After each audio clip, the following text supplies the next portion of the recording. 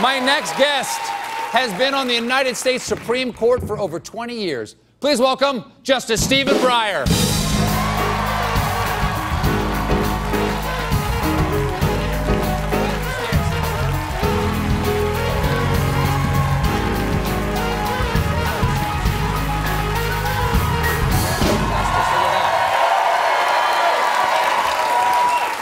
Thanks for being here. You're really classing up the joint. Thank you very much. It makes me feel very important to have you here, because usually when you're someplace, something big is being decided, right? Sometimes. Yes. So, what's it like to be a Supreme Court justice? Is it a good job? Yeah, it's a job. The biggest benefit of it, particularly as you get older, is that you take every minute of it very seriously, and it calls for you to put forth your best every single minute.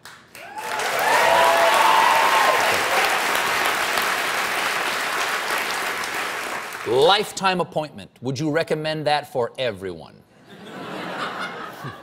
Because that's job security. I'll tell you, this is absolutely true.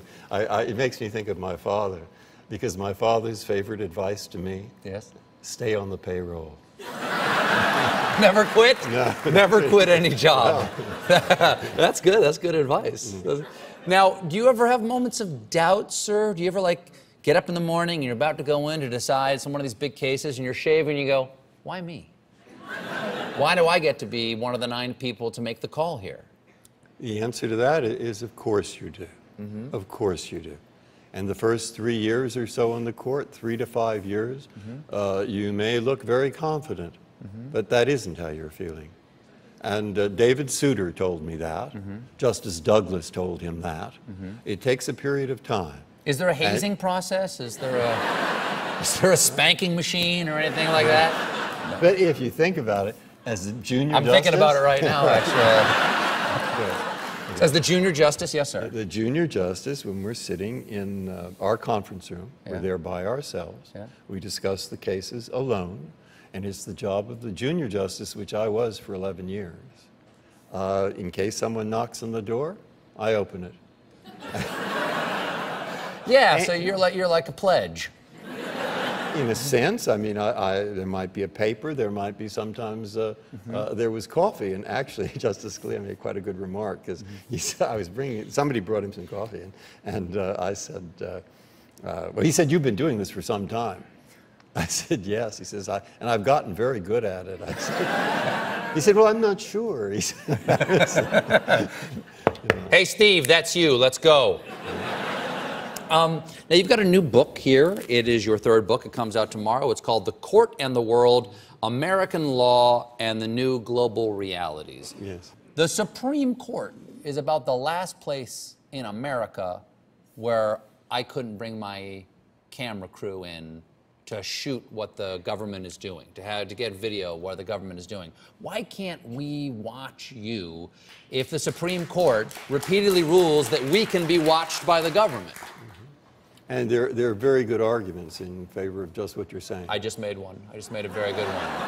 Why can't we? Because if you had cameras in the courtroom, you could just put your book on the edge of your desk, and you wouldn't have to be here right now shaking your lawmaker. You know, just right there in just what you've said, you've given part of the answer.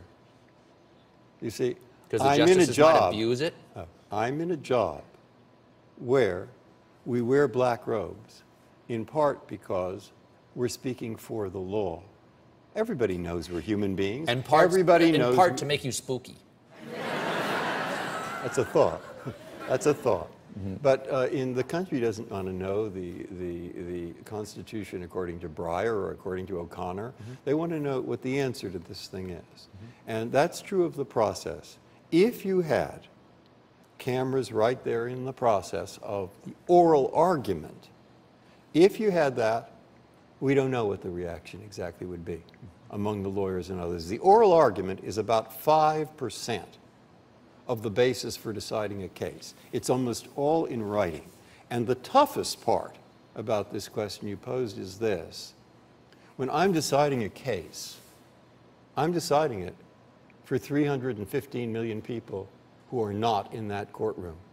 The rule of law, the rule of interpretation, it applies to everybody. But human beings, correctly and decently, relate to people they see. And they'll see two lawyers and they'll see two clients. Huh? Will they understand the whole story? Will they understand what we're doing? Will there be distortion? No. That's the arguments against you. The argument for you is it would be a fabulous educational process. And pretty entertaining sometimes, too, I'm guessing. No. I disagree. No, but just talk about disagreeing for a second.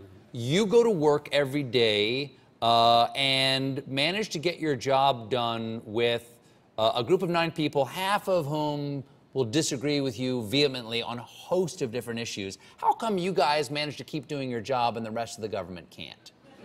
When we're sitting around that table. Yeah? That's a good question.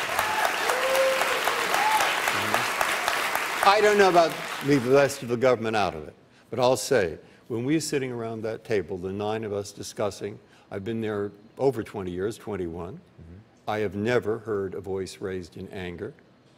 I have never heard one member of our court say something insulting about another, not even as a joke. Of course we disagree. We disagree about half the time. We're unanimous about half the time. And we're 5-4, and it's not always the same 4, maybe 20% or so. And we feel it possibly quite strongly, but the discussion is professional, it is serious, and it is not personal. And we are good friends, despite the fact that we agree some of the time, and we disagree others of the time. And tell you... You know, you're yelling at me right now. You're yelling at me right now. Justice Breyer, thank you so much for joining me. Justice Stephen Breyer. The book is The Court and the World. Thank you, sir.